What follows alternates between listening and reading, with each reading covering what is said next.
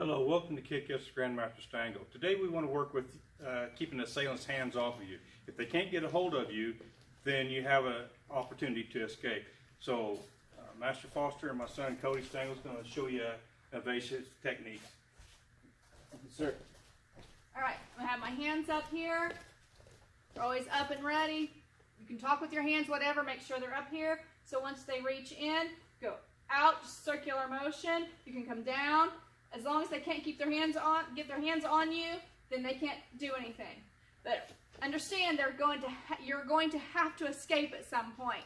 But for this purpose, we're just teaching you to make sure you just keep their hands off of you by moving your arms around.